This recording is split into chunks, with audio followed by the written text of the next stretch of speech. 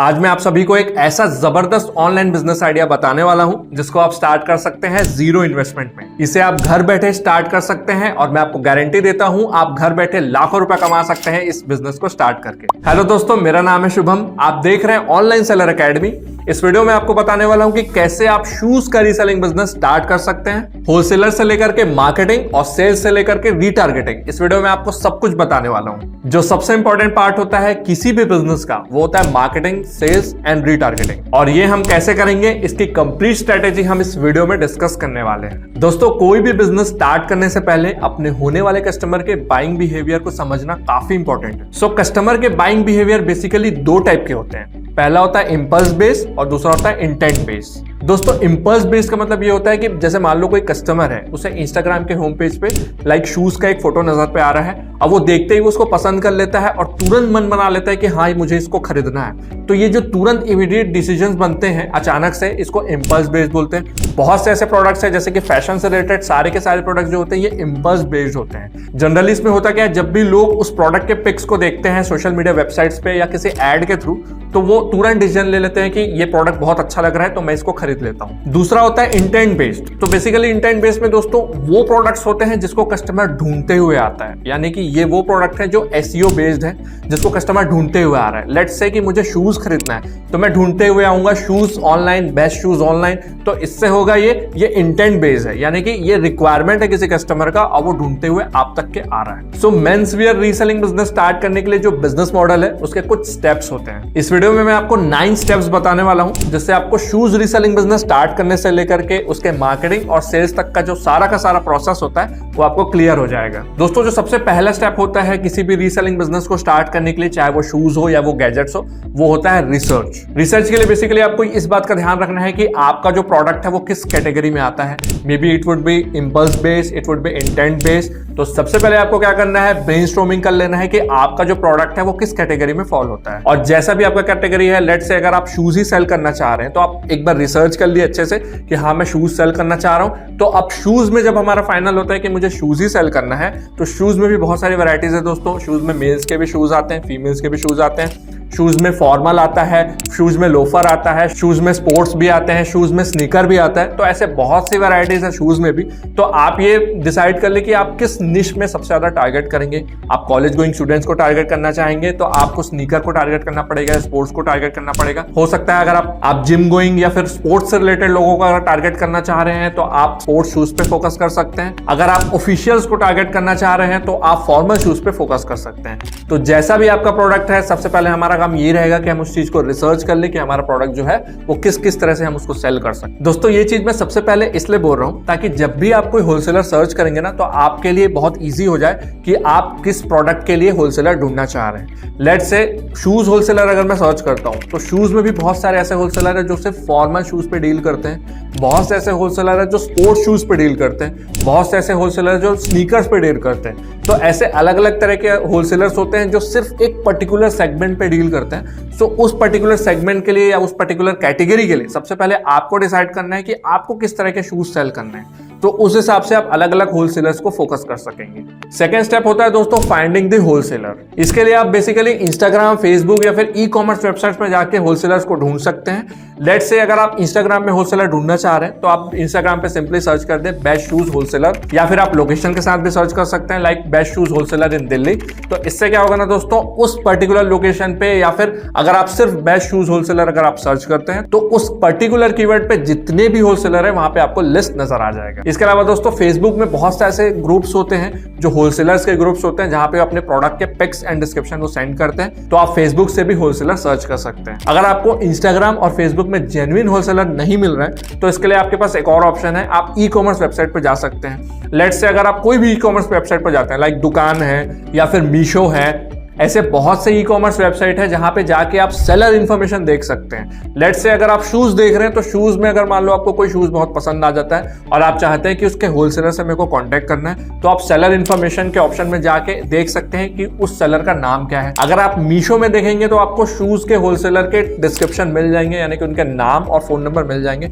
और अगर मान लो अगर आपको उनका फोन वहां पे नजर नहीं आता है तो इसके लिए भी आपके पास एक ऑप्शन है, आप उस होलसेलर के नेम को गूगल पे जाके सर्च कर सकते हैं। सर्च करने के बाद आपको उस होलसेलर के सारे डिटेल्स मिल जाएंगे। और अगर मान लो गूगल में डिटेल नहीं भी मिलते हैं तो आप ये समझ लो कि हो सकता है वो होलसेलर अच्छे लेवल का नहीं है, यानी कि उसकी जो सेलिंग है वो कम है। तो कुछ इस तरीके से आप होलसेलर्स को सर्च कर सकते हैं। Number 3 is the account creation and setup. दोस्तों आपको सबसे पहले अपना अकाउंट क्रिएट करना पड़ेगा जिसको SEO बेस्ड रखना है आपको।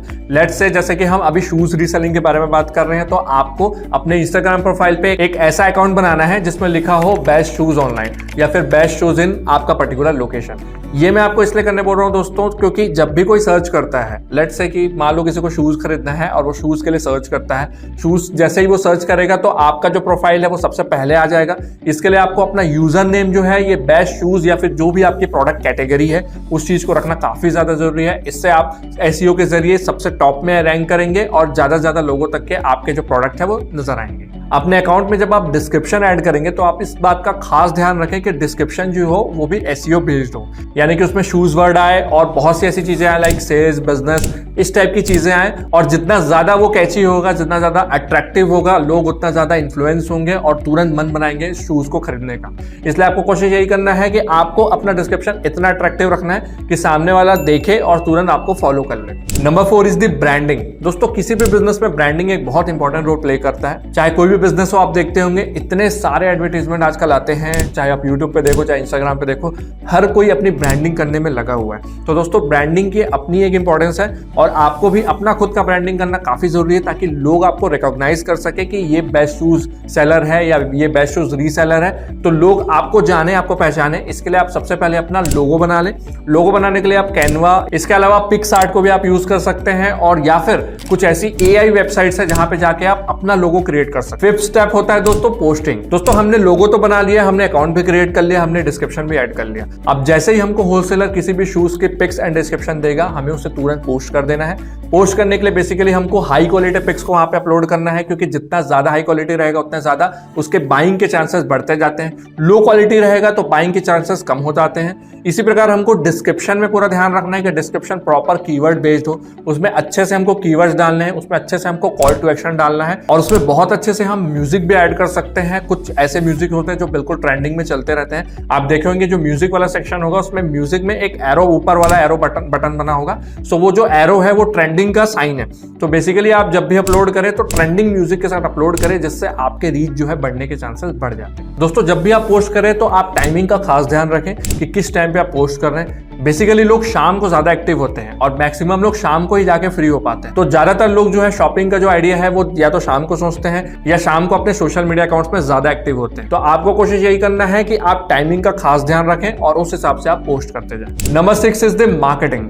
दोस्तों content marketing, digital marketing, paid marketing and influencer marketing, ये 4 ऐसे तरीके हैं जिससे आप अपने शूज के रीसेलिंग बिजनेस का मार्केटिंग कर सकते हैं। कंटेंट मार्केटिंग में बेसिकली दोस्तों वो चीजें आती है जैसे कि रील्स है, आप अपना रील बना के अपलोड कर सकते हैं, कोई टिप्स देके आप अपलोड कर सकते हैं। अगर आप शूज के रीसेलर हैं तो शूज के टिप्स देके आप अपलोड कर सकते हैं। तो इसी तरह से आप इन्फ्लुएंसर मार्केटिंग भी कर सकते हैं। दोस्तों इन्फ्लुएंसर मार्केटिंग के लिए आपको किसी अच्छे इन्फ्लुएंसर से कांटेक्ट करना है और अपने प्रोफाइल को प्रमोट करवाना है। पेड प्रमोशन भी आप कर सकते हैं। कुछ ऐसे पेजेस हैं जो पेड प्रमोशन करते हैं, आप वहां पे जाके कांटेक्ट कर सकते हैं और वहां से आप पेड प्रमोशन भी कर सकते हैं। And last but not the least, आप डिजिटल मार्केटिंग भी कर सकते हैं। डिजिटल मार्केटिंग के जरिए अपने पोस्ट को बूस्ट कर सकते हैं। आपको बेसिकली करना क्या है, जो बूस्ट पोस्ट का ऑप्शन आता है वहां पे जाना है और अपने पोस्ट को जितना हो सके बूस्ट कर देना है, उसमें एंगेजमेंट बढ़ा देना है। उससे क्या होगा, आपके पोस्ट की जो रीच है वो ज्यादा लोगों तक के पहुंच जाएगी। Number 7 is the sale. दोस्तों हमने मार्केटिंग तो कर लिया, अब जैसे ही हम मार्केटिंग करेंगे उसके बाद हमको ऑर्डर्स आने स्टार्ट हो जाएंगे।